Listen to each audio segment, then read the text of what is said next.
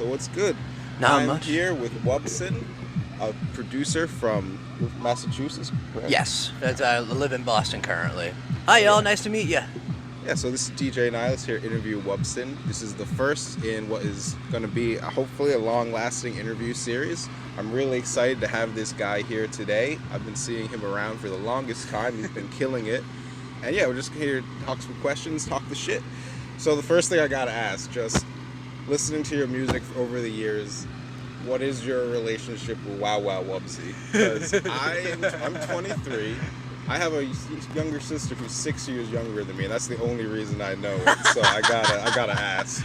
Well, first of all, thank you so much for having me, man. I really appreciate you taking the time to hang out with me, and I appreciate your curiosity.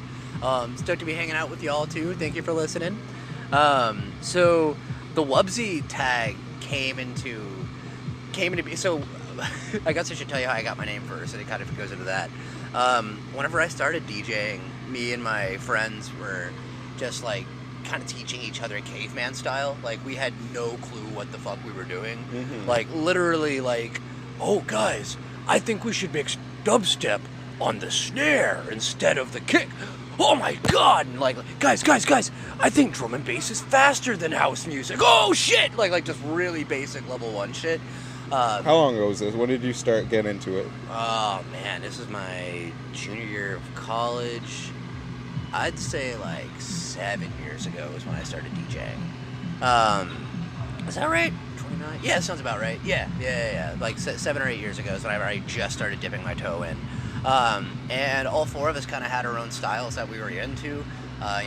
That was the era when like Nice Sprites and Scary Monsters had just dropped, so yes. I was obsessed with dubstep. That time. Yeah, right. That magical era when dubstep was new. Someone got really, really drunk one night and accidentally just slipped up and confused my name. They went to say Hudson, but it just came out Wubson. And then from that moment, like, all of us stopped and we're like, that's it, you're Wubson now. That's it, boy. Yeah. So it just got shortened to Wubsy, and people started playing with it. And when Rick and Morty came out, I'm Wubba Lubba Dub Dub now to some people. Yeah. But so yeah, I typed in just trying to find like some cool tags to use. And I actually discovered that tag because I typed in just Wubsy sample into Google. Mm-hmm. And then I found this whole children's cartoon, and I was like, oh my god, I want a sponsorship. It's such like, it's the cutest show too. Like, I don't know if you've ever watched any of it. Yeah, I peeped a couple episodes. It's just the dude who bounces around on his tail, and he's just like the happiest guy. He's Wubsy. So and that it kind of fits. So like Wubson was originally... dirty little secret. Wubson wasn't originally as personal a product as it became. Now it's like my project, and it kind of represents who I am and all that. Mm-hmm. But we originally it was me and my friends kind of conceptualized it to be a cartoon. And actually we like the way, if you look at like old Wubson versus how I present myself now, like it's a lot more brighter colors, a lot more over-the-top behavior, and a lot more in the graphics and stuff like that as well. It's a lot more cartoony. And so I definitely do remember a lot of cartoon-like covers and things of that nature. So Wubsy was actually kind of an influence. That's awesome. That's so great. So speaking of influences, I first started seeing your name, I think for the first time, was on a Steez promo show. It might have been Zed's Dead or something like that. That was a great show. And yeah, just seeing a lot of your stuff around that, and also the Tight Crew parties, which unfortunately I've never gotten a chance to get out to. You gotta come out, dude. I know. I've been so in this shit for like 6 years and hearing it just constantly, Tight Crew, like you gotta do Tight Crew. They're fucking sick, dude. There's very few... just because New England is such a small scene, there's very few, communities that are really putting on events with that production level and that level of expertise. Mm-hmm. You're starting to see some, like, every 4 or 5 years, there's new cats that come in and bring like their own flavor. But in terms of like consistent high-end excellence in a show you won't see anywhere else in New England, Tight Crew's the way to go, man. So tell me about it. What are some of your like favorite memories playing with those parties, and how have like the two, you and them, like grown over the years? So like when the dubstep bubble first hit, I think a lot of outside companies from New England, including Steez, looked at us and were like, hey, people like dance music, and like there's no one else really doing it on this major scale. And so for a while there, Steez was really trying to like develop a scene in New England. But then you had competition from other production companies within it and whatnot. and so Steez has kind of backed off of New England. They still do stuff every now and again. Yeah, they seem more in like the DC area now. Yeah, and that's their homeland anyway. So like, a lot of people think that like they came over, or sorry, that Steez was like an original business here. No, they're from down south. I believe they're from DC, specifically Baltimore. Sorry, they're from Baltimore. I believe is where they're based out of. So then you have like the NV Concepts guys are really the guys who are crushing it up here now in that regard. And I played for them a couple times too.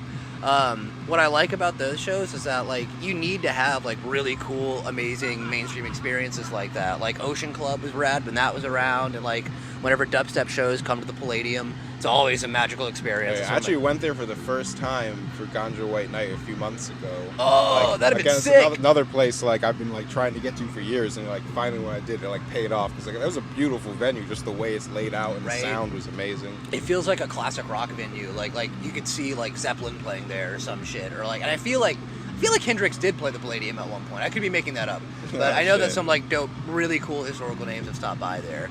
Speaking of historical shit, yo, so I think I ran your bio. You said you played Burning Man? Yeah, I've done it a couple times. Yeah, tell me about that. That's obviously like the OG festival, you know? It's like, it's its own little world, man. And like, there's actually a lot of mysticism about the Burn, I think.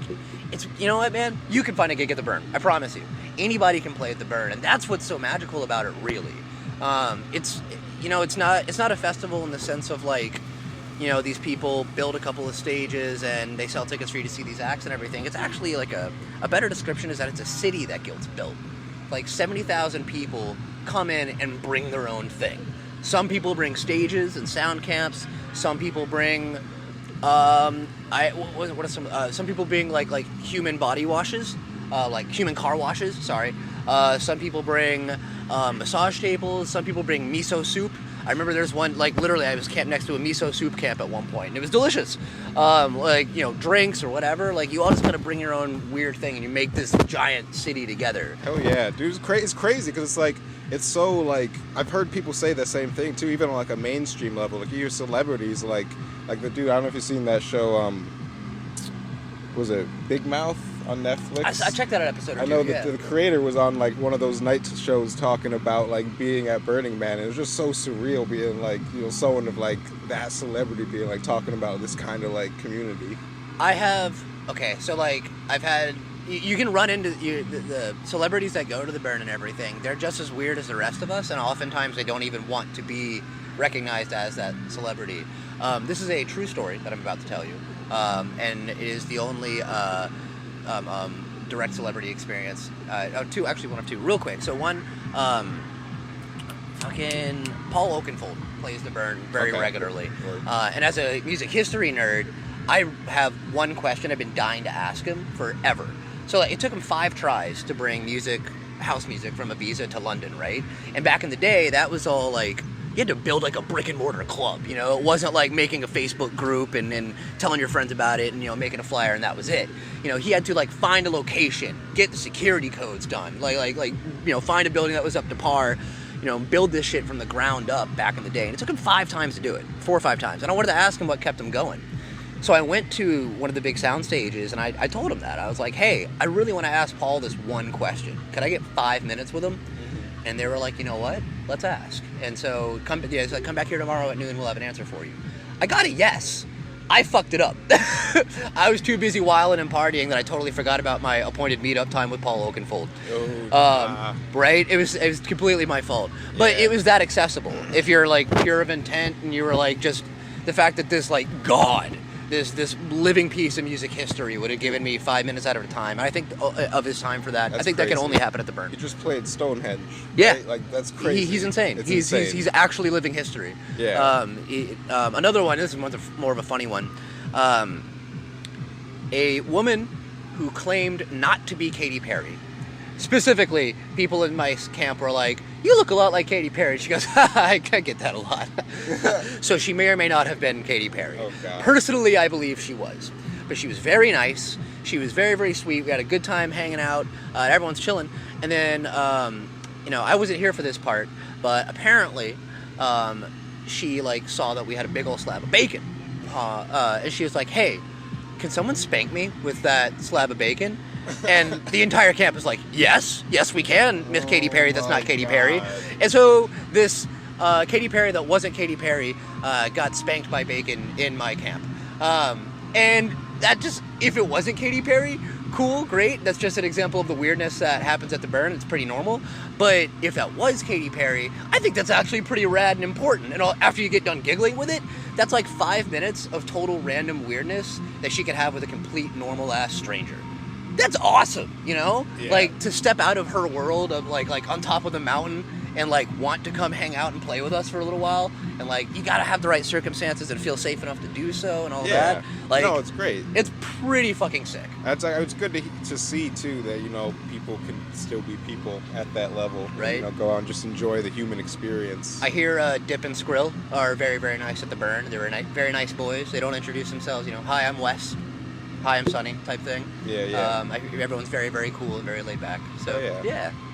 So yeah, you seem to know a lot about music history. You did mention you were a music teacher for what, you said 10 years? Yeah, off and on 10 years. Well, actually, off and on longer, I would say collectively 10 years.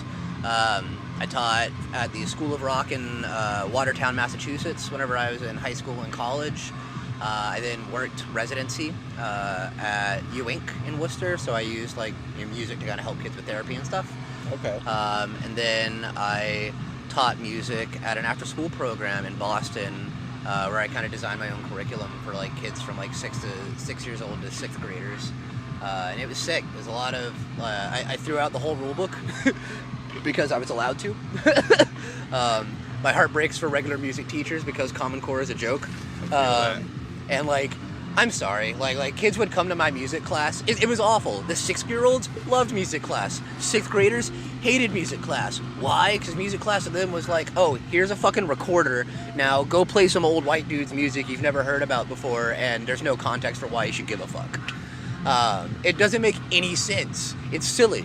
So, we did classical in my group and everything, but like we'd talk about stories and stuff like that to give it like content. So, like, for example, there are these 2 Russian composers that I love, Prokofiev and I believe it was Tchaikovsky. If not Tchaikovsky, it was another dude whose name I'm forgetting. But there's actually like an exchange between them in the Russian newspapers way back in the day that was basically Russian classical composer rapper beef. like Tchaikovsky would write a piece and then Prokofiev would write back like, but is this really music though? And Tchaikovsky would come back like, bitch, fucking I am music. But like, and like real like proper Russian classical old-timey terms and shit. And so God. when you tell the story like that, it's a lot more fun. And so of course the kids are like, wait, you're telling me these like angry old dudes out in the middle of nowhere in the bitter cold were like Ye and Jay fucking, you know, or whoever, you know, whatever rapper beef is going on right now. Fucking, it's hilarious. Yeah, that music is so like, you know, classical is what it is with its just, you know, its whole aesthetic of just being grand and I don't want to say like elitist or whatever, but I can totally imagine that kind of it is. like that kind of thing happening. Yeah, it is super stuffy, and so you gotta like make the story more interesting and all that. And actually, that brings me to a project I'm really excited to be working on. Is that I'm gonna be doing, because of all this shit. Like I had like 10 years of making lesson plans and like finding all these stories and doing my own research and shit, but I couldn't tell my kids a lot of it. So now I'm going to take that chance to, and actually I'm really excited because the homie Run DMT has elected to help me out by giving me a platform. So I'm actually going to be putting out a podcast called Sex, Drugs, and Drink Tickets out on his podcast network probably in the next couple of months. So Run DMT has his own podcast network? Yeah, check it out. Kill Your Ego. I've heard the I didn't realize it was like a network itself. Like he's starting to, I use the term loosely as of right now because I think he's got like mostly stuff that he's done, but he's expanding into other podcasts. He's trying to bring some more on board, and I'm lucky enough to be involved. Hell yeah. No, it's great that they see like the market for that because it's like such a big market right now. And like there's history, there's so much cool shit that like because of there's so much cool shit that just doesn't get discussed because you have like I said, you know, Common Core in high school and all that. By the time you leave high school as a kid, like you never want to hear about blues or folk music ever again, when actually there's some fucking rad stories there. Yeah. And then when you connect the dots to how it comes back now, and you see the greater picture, so like you have guys like, I was talking the other day about how, like, Robert Johnson is this old bluesman who sold his soul to the devil to become the best bluesman, right? Mm-hmm. I think Kanye West sold his soul to the devil to make My Beautiful Dark Twisted Fantasy, because that is just a fucking masterpiece. I agree. I mean, if you look at the cover, it's definitely saying something. There's some black magic in that album, man. I'm telling you. Like, I don't know. So you see these parallels and shit, and it's funny, but at the same time, it's dead on. Like I don't know. And there was so many subgenres exploding now. There's so much cool shit going on right now. Like, we actually recorded a 3-parter on XXXTentacion. Okay. And that's like, sorry, 2-parter, and that's a really intense, really gut-wrenching story. But the impact that man had on music, and like even now, his you can still feel his waves. Yeah. And the impact he made. So it's really definitely a tale. Bittersweet, man. Really intense. Yeah, he's definitely it was a moment for sure. I mean, rest in peace. Like, obviously, the things during his life is, I'm upset he never saw justice for them. I'll be the first to say that. Yeah. We should go ahead and clear the air on that. If there's any doubt about this on the podcast or anything like that, no. We don't make fun of victims. We don't tease people or anything like. We don't malign people who have been hurt by any of these people. But it's important to talk about how awful musicians can be sometimes, as well as how good we can be too. Absolutely. Otherwise, history repeats itself. So yeah, getting into the music, I think at this point, I want to talk a bit about your past music and future music. So some of the first songs I actually started hearing from you was actually out on Mosh Squad, or in relation with those dudes.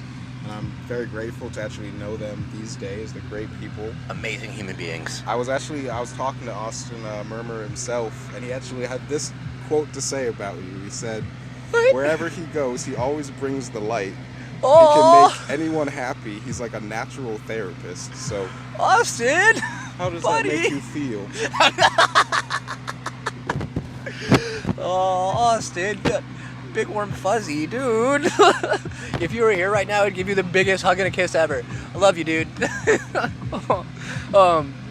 Yeah, dude, Mosh Squad is an incredible label filled with some of the nicest guys I've ever worked with. They're very, very supportive, very forward, progressive thinking guys. And like Austin is just one of the sweetest human beings ever. He's like a dubstep dad to his label, and you can quote me on that. I love him. Dubstep dad. He's the man. He is. All of those dudes, they're so great and so talented. For sure.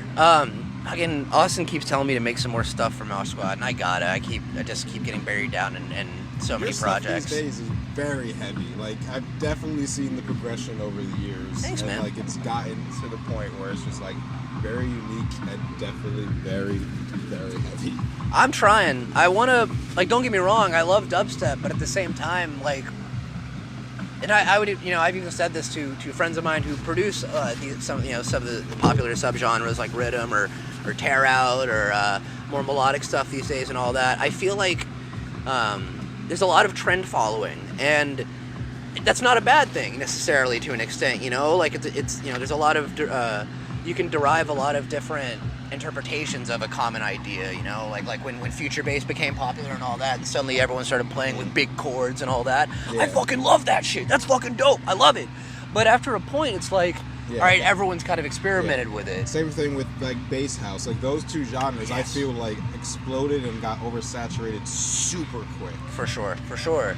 And so it's like, I feel like a lot of people struggle to redefine themselves along these trends that come out, because, and I do think it comes from a genuine place as well. I don't think people are necessarily being fad followers, even though I do think that is something that goes on a lot.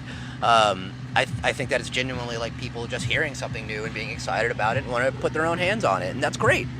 But simultaneously, what I feel ends up as a result, you have a lot of people who are experimenting with what's cool, as opposed to experimenting with themselves. Yes. And does that make sense? No, that makes perfect sense. So, like, I feel like instead of developing, like, a completely original sound palette that someone, like, I want people to hear me from my first EP to my last EP and be all like, oh, this is all Wubson. Yeah. Like, this sounds like Wubson. Even though it might not necessarily be a dubstep track or a trap track or a drum and bass track or whatever the hell it is. Yeah, no.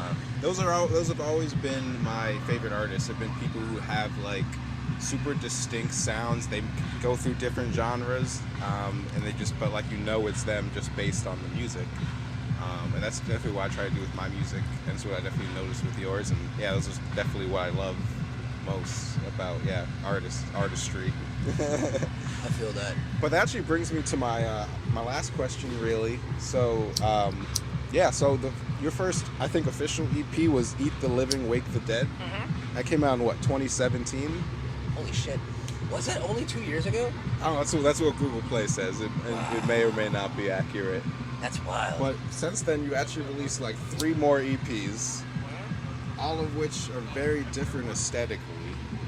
So, one, how much music do you make? And two, making a project, like, where's your thought process at? Like, how do you decide the thematic direction? That's a really good question. Thank you for asking that, and thank you for noticing. Wow. So like I kind of said at the beginning, with Wubson being designed at first, the problem with that is that when you work with something for so long, you kind of can't help it if it becomes a part of you. And so, Wubson and I have been dating for a very long time now. I've been hanging out with Wubson for like 6-7 years now. And so at this point, like, we're not just roommates anymore. Like, he's in my head, we are, and I can't fight that anymore. Yeah.